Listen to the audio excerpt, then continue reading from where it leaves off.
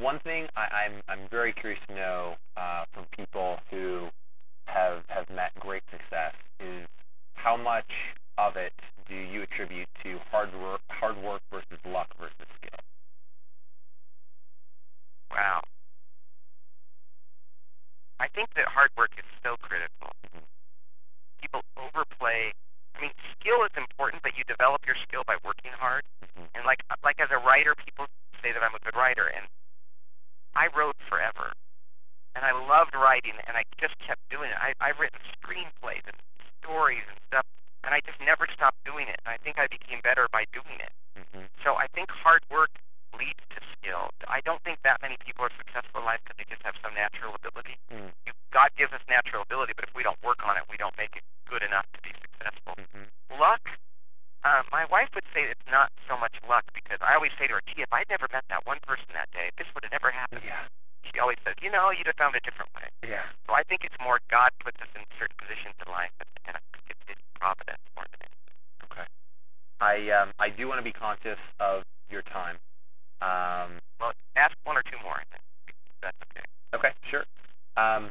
There's this question, and I don't know if it'll come off as understandable at first, but we'll try it out. And that is that when you do your work, are you doing it for you, or are you doing it for them, whoever them might represent to you?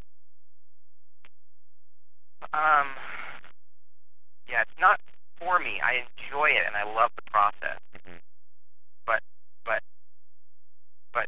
it has to be. I give a lot of speeches, and there's a few speeches I give that are similar. I mean, I never speak off my notes, so it's always kind of off the cuff. But you do it a number of times, and I would normally think, man, how can I give this speech again? But every time the audience is different, they have different questions and different issues. So I really feed off of how they benefit from it. So I think I love the aha moment. I certainly don't do it for me. I'm not one of those people that could just write a book and then send it to my publisher and write the next one.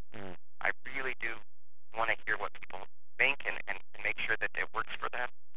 So I would say it's definitely for others, not for me. Okay. The corollary to success, of course, is failure. And I've always found the interchange between these two concepts is interesting. Do you consider yourself having ever failed at anything, and if so, what and why? Oh yeah, I mean, goodness, I can't imagine a person trying anything meaningful in their life and not failing sometimes. Mm-hmm. I would say in my first job when I got out of college, I failed. I mean, I was in over my head. I was totally distracted. I was overwhelmed by the environment. And I was definitely not here. I had gone to high school and college and been pretty much at the top of my class, and I got this incredible job at Bain and Company, and I was just lost because like I said, grew up in Bakersfield and never had any sophisticated jobs, and I was just overwhelmed. I was away from my girlfriend, who's now my wife, and I think I failed. And after 2 years, it became very apparent. I remember Meg Whitman, was the CEO of eBay and is now running for governor in California. She was my boss at the time. You're kidding. No, she was the partner that I worked with, and she took me aside at one point and said, Pat, I don't think you like being an associate consultant, which is essentially a number cruncher. And I said, yeah. She said, I think you'd be a great partner, though. Now, here I was, not even close to the top of my class, transitioning out of the company, looking for something else to do. But she said, I actually think you would be a good partner someday. And essentially that's what I do now. Mm-hmm. And so, I would have to say I failed there. I was definitely not, I didn't succeed wildly. I needed to find something else that I liked doing.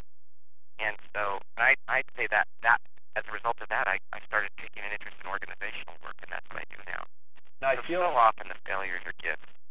I was going to say, in this case, isn't it interesting that it really turned to a success, because there's so many people I find who would have tried to work through that and make it work, but it sounds like you kind of accepted it for what it was and went a direction that was more in line to who you were. Yeah, I think that's true. And what is it that you think differentiates you from doing that versus others who might not? Wow. It wasn't easy, and so I don't want to be flip about it because it's not easy to do. I think that if I could do it again and make it less painful, I would probably not tie my identity so much in my work. and I would just search for finding passion in what I did and not feeling like I had to prove myself to others. And being too tied up in my work and my job and my achievements only limits our ability to learn from failure because we tend to think it's a deal breaker. So I would say that putting your eggs in the right basket, faith in your family and not in your job, allows you actually to learn from failure. Well, I think that's a pretty darn good answer to end on. All righty. All right. Well, Pat, thanks again. You are my inaugural interview, and so for that I will be eternally grateful. You're good at it. It's fun. Well, good. I appreciate it. Thank you very much. All right. Just be passionate. Good things will happen. David, thank you very much. God bless you. Thank you. Thanks, Pat. You too. Bye-bye. Bye-bye.